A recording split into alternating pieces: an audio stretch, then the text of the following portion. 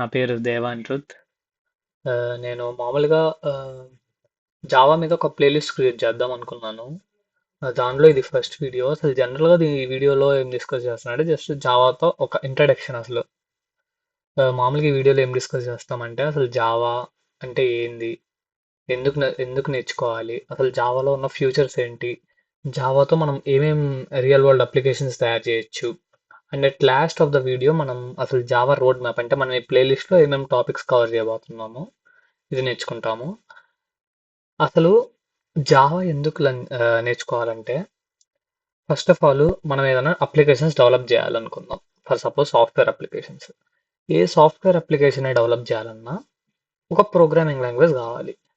So ఇప్పుడు machine learning based applications develop చేయాలంటే మనకు పైథాన్ కావాలి.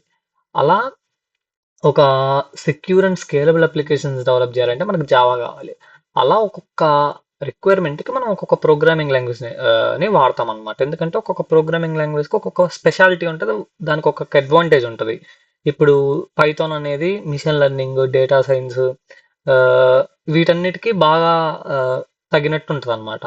అదే జావా అనేది ఇప్పుడు ఒక స్కేలబుల్ వెబ్ అప్లికేషన్, ఒక ఎంటర్ప్రైజ్ లెవెల్ వెబ్ అప్లికేషన్, అంటే పెద్ద పెద్ద కంపెనీస్లో వెబ్ అప్లికేషన్ డెవలప్ చేయాలంటే అప్పుడు జావా అనేది చాలా బెస్ట్ అనమాట. జనరల్గా అసలు ఎందుకు జావా నేర్చుకోవాలంటే ఒక అప్లికేషన్ తయారు చేయడానికి. బట్ ఇన్ రియాలిటీ ఏంటంటే అప్లికేషన్ తయారు చేయడంతో పాటు జనరల్గా ఎవరైనా అసలు ఒక ప్రోగ్రామింగ్ లాంగ్వేజ్ కానీ ఇవన్నీ ఏదైనా నేర్చుకున్నా ఒక జాబ్ చేయడానికే నేర్చుకుంటారు, ఒక జాబ్ కొట్టడానికే. సో మీకు ఒక మంచి జాబ్ రావాలంటే మీకు ఒక డిఎస్ఏ నాలెడ్జ్ బాగుండాలి. మీకు డిఎస్ఏ నాలెడ్జ్ బాగుండాలి అంటే మీకు ఒక లాంగ్వేజ్ మీద గట్టి పట్టు ఉండాలి. అదే లాంగ్వేజ్ అయినా కానీ, జావా కానీ, సి కానీ, పైథాన్ కానీ, ఈ మూడు లాంగ్వేజ్లలో ఏదో ఒక దాని మీద గట్టి పట్టుంటే ఆ లాంగ్వేజ్తో మనం డిఎస్సి చేయొచ్చు. సో ఫైనల్ మీకు ఒక మంచి జాబ్ రావాలంటే మీరు ఏదో ఒక ప్రోగ్రామింగ్ లాంగ్వేజ్ మీద గట్టిగా ఉండాలి. ఎందుకంటే ఖచ్చితంగా టెక్నికల్ రౌండ్లో కోడింగ్ క్వశ్చన్స్ అడుగుతారు. అండ్ వచ్చేసి అసలు జావా నేర్చుకోవాలా, పైథాన్ నేర్చుకోవాలా, సి నేర్చుకోవాలా అని అడుగుతారు. నేనేం చెప్తా అంటే మైండ్ సెట్ని బట్టి. ఇప్పుడు కొంతమంది ఉంటారు, ఇప్పుడు ఫర్ సపోజ్ ఒక ఎగ్జామ్ ఉంది, ఒక 10 యూనిట్స్ ఉన్నాయి. ఒక టైప్ ఆఫ్ పర్సన్ ఏం చేస్తాడంటే ఫస్ట్ కష్టమైనవి కంప్లీట్ చేసి దాని తర్వాత ఈజీవి చదువుతాడు. ఎందుకంటే కష్టమైనవి ఫస్ట్ టైం ఎక్కువ ఇచ్చేసి ఈజీవి ఫాస్ట్గా అయిపోతాయి కదా అన్న మైండ్ సెట్తో. అట్లాంటి మైండ్ సెట్ ఉన్న పర్సన్ ఏం చేయొచ్చు అంటే ఫస్ట్ జావా నేర్చుకొని తర్వాత పైథాన్ నేర్చుకోవచ్చు. కొంతమంది రివర్స్లో ఉంటారు. ఎట్లా ఉంటారంటే ఫస్ట్ ఈజీవి చేస్తారు, ఎందుకంటే ఈజీవి చేస్తే వాళ్ళకు ఒక కాన్ఫిడెన్స్ వస్తుంది. ఓకే, నేను ప్రోగ్రెస్ అవుతున్నా, నేను చదివిన దానికి వెంటనే నాకు వస్తుంది అన్నట్టు. అలాంటి వాళ్ళకి పైథాన్ ఫస్ట్, నెక్స్ట్ జావా నేర్చుకోండి. ఎందుకంటే జావా నేర్చుకుంటే మీకు కొద్దిగా డిఫికల్ట్గా ఉంటుంది పైథాన్తో పోలిస్తే. అట్లా మీ మైండ్ సెట్ బట్టి ఇప్పుడు ఫస్ట్ జావా నేర్చుకొని పైథాన్. నేను ఏం చెప్తా అంటే మీకు ఒక మంచి 10 lakhs ఒక 15 lakhs ప్యాకేజ్ కొట్టాలని ఉంటే ఖచ్చితంగా జావా నేర్చుకోవాలి, పైథాన్ నేర్చుకోవాలి. రెండు ఖచ్చితంగా నేర్చుకోవాలి. ఎందుకంటే స్కేలబుల్ వెబ్ అప్లికేషన్స్ డెవలప్ చేయడానికి Java, machine learning, deep learning, AI, వీటన్నిటికీ పైథాన్ రెండు నేర్చుకోవాలి మీరు ఖచ్చితంగా ఒక మంచి డీసెంట్ ప్యాకేజ్ కొట్టాలంటే. జావా ఫ్యూచర్స్ ఏంటి, ఇక్కడ కొన్ని ఫ్యూచర్స్ నేను మెన్షన్ చేసి అసలు ఇది జనరల్గా మీరేమి ఇది గుర్తుపెట్టుకోని అసలు అంటే అర్థం చేసుకోవాల్సిన పని కూడా లేదు. ఎందుకంటే బిగినర్గా మీకు ఎన్ని అర్థం కాదు. ఇప్పుడు సెక్యూర్ అంటే అసలు దేనికి సెక్యూర్, ఎందుకు సెక్యూర్, లేకపోతే నెక్స్ట్ వచ్చేసి సపోజ్ ఆబ్జెక్ట్ ఓరియంటెడ్ అంటే ఏంది, అసలు ప్లాట్ఫామ్ ఇండిపెండెన్స్ అంటే ఏంది, అసలు మీకు ఇప్పుడు ఏం అర్థం కావు. ఒకవేళ అర్థం కాకపోతే అసలు జస్ట్ స్కిప్ చేసేయండి, అసలు ఇది అంత ఇంపార్టెంట్ ఏం కాదు. జస్ట్ నేను చెప్తున్నా మీకు అసలు జావా ఫ్యూచర్స్ బేసిక్ ఏదైనా లైట్గా అర్థం చేసుకోవడానికి. ఇప్పుడు నేను ఇందాక చెప్పినట్టు ఒక్కొక్క లాంగ్వేజ్కి ఒక్కొక్క స్పెషాలిటీ ఉంటుంది. అలా జావాకి వచ్చేసి సెక్యూరిటీ కొద్దిగా. అందుకని ఏం చేస్తాం మనం ఇప్పుడు ఏదన్నా మనం చేయాలనుకున్న అప్లికేషన్లో సెక్యూరిటీ అనేది మేజర్. ఇప్పుడు బ్యాంకింగ్ అప్లికేషన్స్ ఉన్నాయి, అక్కడ సెక్యూరిటీ అనేది చాలా మేజర్ పాయింట్ అనమాట. అట్లాంటి చోట్ల మనం జావా లాంగ్వేజ్ని చూస్ చేసుకుంటాం. అలా నెక్స్ట్ ఆబ్జెక్ట్ ఓరియంటెడ్ అంటే అసలు దీన్ని స్కిప్ చేసేద్దాం, ఎందుకంటే ఇప్పుడు చెప్పినా అర్థం కాదు, అది కొద్దిగా కన్ఫ్యూజన్గా ఉంటుంది. ప్లాట్ఫామ్ ఇండిపెండెన్స్ కూడా అంటే మీరు జావా అని ల్యాప్టాప్లో అయినా, లినక్స్ కానీ, మ్యాక్ కానీ, విండోస్ కానీ ఒక్కసారి జావాని ఎక్కడన్నా రాసినా ఏ ల్యాప్టాప్లో అయినా రన్ చేయొచ్చు. ఇది కూడా మీకు ఇప్పుడు అర్థం కాదు, మీకు అసలు జావా ఎట్లా ఎగ్జిక్యూట్ అవుతుంది అని అర్థమయ్యాక ఇది అర్థమవుతుంది. నెక్స్ట్ జావాలో ఫ్రేమ్ వర్క్స్ ఉంటాయి అన్నమాట. ఏమేమి ఫ్రేమ్ వర్క్స్, స్ప్రింగ్ బూట్. ఆ ఫ్రేమ్ వర్క్స్ స్ప్రింగ్ బూట్ అనే ఫ్రేమ్ వర్క్స్ పెద్ద పెద్ద వెబ్ అప్లికేషన్స్ తయారు చేయడానికి పనికి వస్తాయి. ఫర్ సపోజ్ లింక్డ్ఇన్ ఉంది, లింక్డ్ఇన్ కి బ్యాక్ ఎండ్ జావా వాడతారనమాట.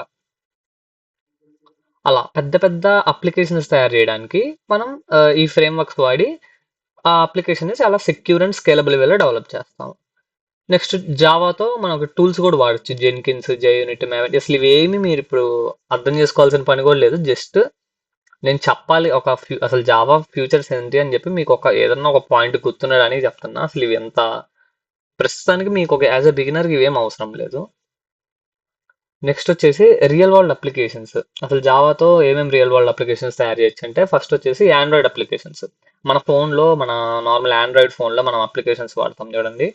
అలాంటి అప్లికేషన్ మీరు ఏదైనా ఆండ్రాయిడ్ ఫోన్లో మాత్రమే పనిచేసి అట్లాంటి వాటికి ఆండ్రాయిడ్ ఫోన్కే స్పెసిఫిక్గా డిజైన్ చేస్తుంటే మీరు ఏదైనా జావాతో అయినా చేయొచ్చు. కాట్లిన్ అనేది ఇంకొక లాంగ్వేజ్ అనమాట. నెక్స్ట్ వచ్చేసి బ్యాంకింగ్ అప్లికేషన్స్. ఇందాక చెప్పినట్టే ఎక్కడైతే సెక్యూరిటీ కావాలో అక్కడ మీరు బ్లైండ్గా జావాని చూస్ చేసుకోవచ్చు. నెక్స్ట్ వెబ్ అప్లికేషన్స్ పెద్ద పెద్ద. ఎందుకంటే ఇప్పుడు జనరల్గా మనం ఏదైనా వెబ్ అప్లికేషన్ అంటే ఏదైనా వెబ్సైట్ డెవలప్ చేయాలంటే మనకి 3 ఆప్షన్స్ ఉంటాయి. ఐదర్ మనం జావా స్క్రిప్ట్ అన్న వాడచ్చు, లేదా పైథాన్ అన్న వాడచ్చు, లేదా జావా అన్న వాడచ్చు. ఒక్కొక్క దానికి ఒక్కొక్క అడ్వాంటేజ్ ఉంటుంది. దీనిలో జావాకున్న అడ్వాంటేజ్ ఏంటంటే ఇది చాలా నెంబర్ ఆఫ్ యూజర్స్ని హ్యాండిల్ చేయగల. ఇప్పుడు జావాతో వెబ్ అప్లికేషన్స్ డెవలప్ చేసేటప్పుడు మనం స్ప్రింగ్ బూట్ వాడతాం. ఈ స్ప్రింగ్ బూట్ ఏంటంటే చాలా స్ట్రాంగ్ అనమాట. కాబట్టి మిలియన్స్ ఆఫ్ యూజర్స్ని కూడా ఇది హ్యాండిల్ చేయగల టెక్నిక్స్ దీంట్లో ఉంటాయి అన్నమాట.